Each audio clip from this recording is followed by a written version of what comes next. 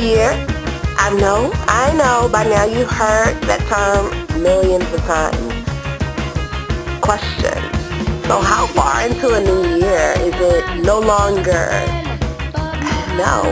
vogue, but it's become taboo to say, "How Happy New Year"? Is this just the first greeting with the person, the first time you've seen them? I'm thinking so. Well, this is the first time I've seen you this year, so Happy New Year. My memory travels back to that night, of that fateful stroke that brought in Summoned in 2011 and bid 2010 farewell once and for all. I don't know about you, I was surrounded in sequins and alcohol.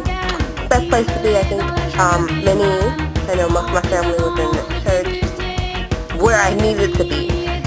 And many just stayed at home and were surrounded by family and friends.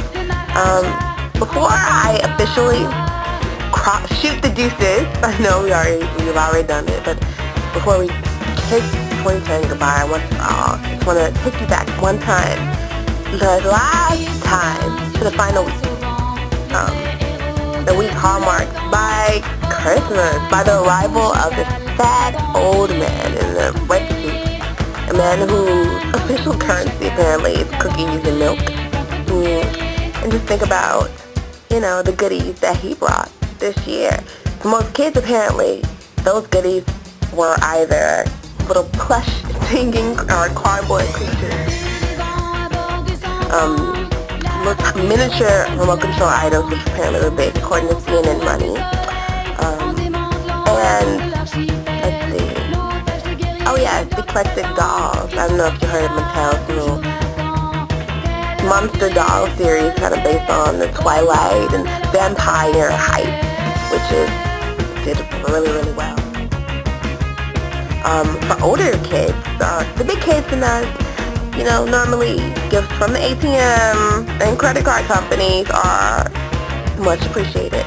However, for many teens, there was a particular item of clothing that was really high on their must-have list.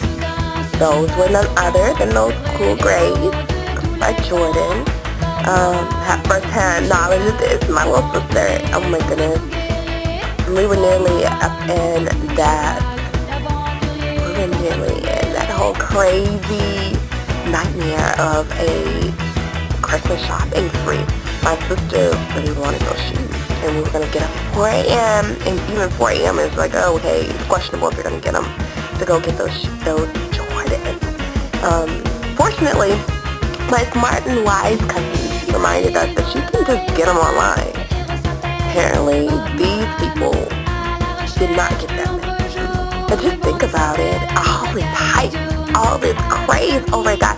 He's a legend, definitely basketball legend, but to have some article of clothing, which are worn that annually, years after you're out of the game, continually just kind of inspire people and say, oh, I want to be like him, I'm rocking his J. And to be such a hit in popular culture and trends for certain areas. I mean, he has a hit on apparently some they're not as hot, but in Texas, definitely Jordans are still amazing. Talk about branding. Speaking of branding, Oprah just released her new network, OWN. It's awesome, but a lot of advertisers and marketers are kind of looking at this and saying, a social experiment, let's see how she does. It's the first network of its kind where it's based, entire network based on one person's identity. We have networks based on interests, based on certain demographics, but never before on a single person. But she has. If anybody can do it, I feel like she can. Has a ton of sway, a ton of influence, and if you just look at how people have launched and whose careers are based off of her endorsements. So this is basically a series of a show based on her endorsements and her sisters. And I'll be watching. Everyone's watching to see how it works. I mean, it could be the first of its kind and signal a new era in television where you have the Conan O'Brien network, or apparently Martha Stewart do it as well, but just these cultural leaders, Jay-Z network, where everything you're expecting it to be great. You have their guarantee that it's going to be something that if you're a fan of theirs, you'll like the programming. So it's interesting to watch. I'm out of words. Oh, another interesting thing, hallmarking, the new year. I don't know if you heard about this, frito-lay apparently is going all natural. Now, as mentioned in the article by Dow News, chips, think of them as the healthy things. They're right along with fast food, more or less, but figure, hey, if you're going to eat chips, you may as well eat them naturally and kind of minimize that damage. That's the premise. And this whole new wave of actually knowing what's in our food, which, goodness, is simple. Who doesn't want to know? Okay, we see all these huge words with these chemical sounding, these artificial names. It's okay, now it's that corn, flour.